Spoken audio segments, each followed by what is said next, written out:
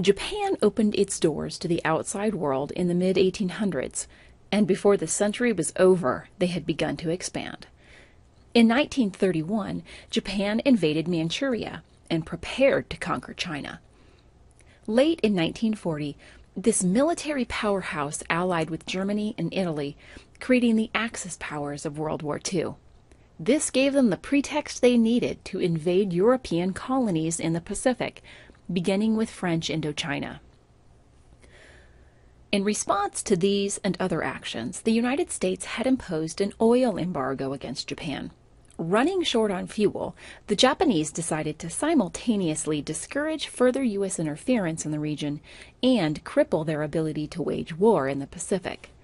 The Empire of Japan attacked the U.S. naval base at Pearl Harbor, Hawaii on December 7, 1941, along with several other American possessions and Allied colonies.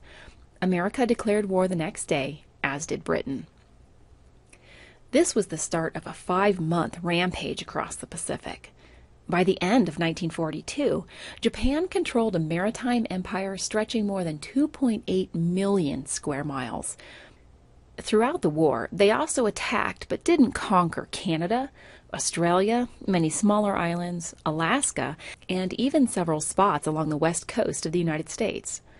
Since it's impossible for us to discuss every famous battle, we're going to look at just a few events that were either decisive moments in the war or very good examples of what World War II in the Pacific was like.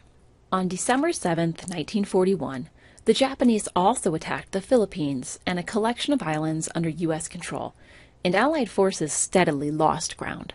3 months later, General Douglas MacArthur, commander of the U.S. Army in the Far East, abandoned the Philippines and escaped to the safety of Australia with his family and 14 staff officers, promising, "I shall return." MacArthur left behind thousands of soldiers, as well as American nurses and civilians. By May 1942, the troops were nearly out of food and ammunition. They surrendered, and the foreign civilians were herded into internment camps for the duration of the war. For 3 years, only small guerrilla units were left to fight back. The gateway to Asia was now in the hands of the enemy. Back in April, Japanese soldiers captured at least 72,000 starving American and Filipino men and sent them in groups on a 63-mile march from the Bataan Peninsula to Camp O'Donnell, where they would be held temporarily. The troops were so brutalized that only 54,000 arrived at the holding camp. Historians believe most of those unaccounted for died during the walk, while a few managed to escape. Then, about half of the survivors of the Bataan Death March died after reaching Camp O'Donnell. In the end, nearly 86% of the Americans who surrendered at Bataan lost their lives. Throughout the Pacific, roughly 40% of American POWs died in Japanese custody from exhaustion, malnutrition, exposure, torture, disease, and execution. Some were even killed in medical experiments. Now, by comparison, just over 1% of American prisoners died at the hands of the Nazis. Most POWs, including women, were transported to Japan on intentionally unmarked ships, leading to more than 21,000 American casualties from Allied torpedoes. Those who did reach Japan were generally used as slave labor in Japan's war industry or railroad construction. A few prisoners died in the atomic blasts that ended the war in 1945. For a year, the United States reacted to events in the Pacific without a coordinated strategy. In April 1942, they devised a plan to launch bombers off an aircraft carrier, strike Tokyo, and then proceed to an unoccupied part of China. But the bombers, led by Lieutenant Colonel Jimmy Doolittle, didn't have enough fuel to reach their planned airstrip after the attack. They flew until they ran out of fuel, and the crews ditched them. Despite the loss of 7 men and all 16 planes, the Doolittle raid was at once a psychological boost for the Americans and a tremendous blow to the Japanese, who believed their homeland was invincible. Furious, the Japanese planned a secret attack that they believed would keep America from ever launching an air raid against Japan again. They planned to destroy the Allied fleet at Midway Island. Two factors doomed the Japanese attack at Midway before it even began. One was the Battle of the Coral Sea in May. The battle was a tactical victory for Japan, but several strategic ships were damaged or lost, keeping them out of the Battle of Midway. Secondly, the Japanese were unaware that the Americans had cracked their coded messages. So on June 4th, 1942, Allied forces ambushed the Japanese fleet, sinking 4 aircraft carriers, a cruiser, and 2 destroyers. Other ships were damaged. Though 1 American carrier was also lost, Japan no longer had naval supremacy. The Battle of Midway is widely considered the turning point of the war in the Pacific, halting the Japanese advance towards Australia and sending them into retreat. America and its allies started island hopping, choosing strategic Japanese possessions to attack as they moved closer and closer to Japan. The battles over tiny outposts in the middle of a vast ocean were surprisingly fierce, as invading forces struggled against deeply entrenched Japanese defenses.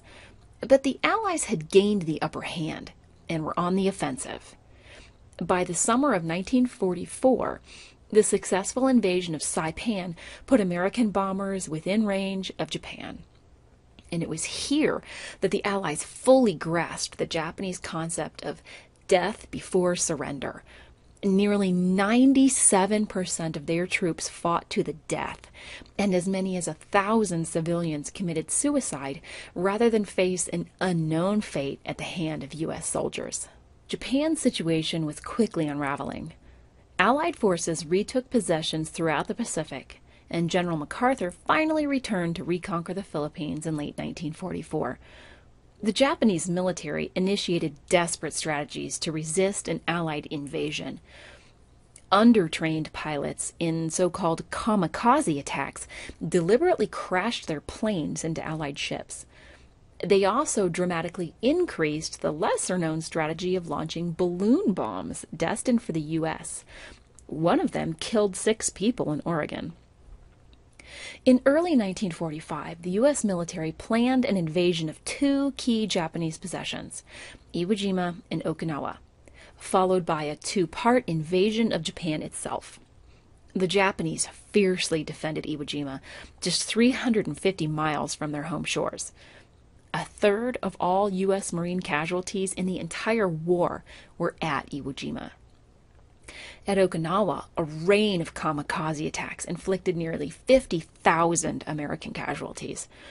In both places, Japanese troops refused to surrender, fighting nearly to the last man. Meanwhile, President Franklin D. Roosevelt died, and Harry Truman became president. While he deliberated the planned invasion of Japan, President Truman learned about the Manhattan Project, a secret program to develop a powerful new weapon, the atomic bomb.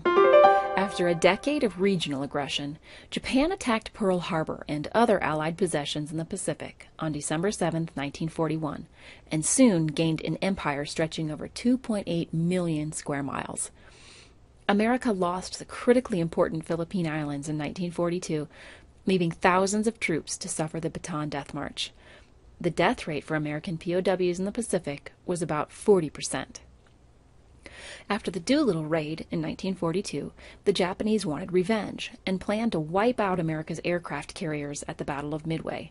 Instead, American planes decimated the Japanese Navy and gained the upper hand. The Allies began island hopping to approach Japan. Japan defended its territory by using kamikaze attacks and fighting to the last man. High casualties at Iwo Jima and Okinawa caused President Harry Truman to reconsider the planned invasion of Japan, especially when he learned about the Manhattan Project.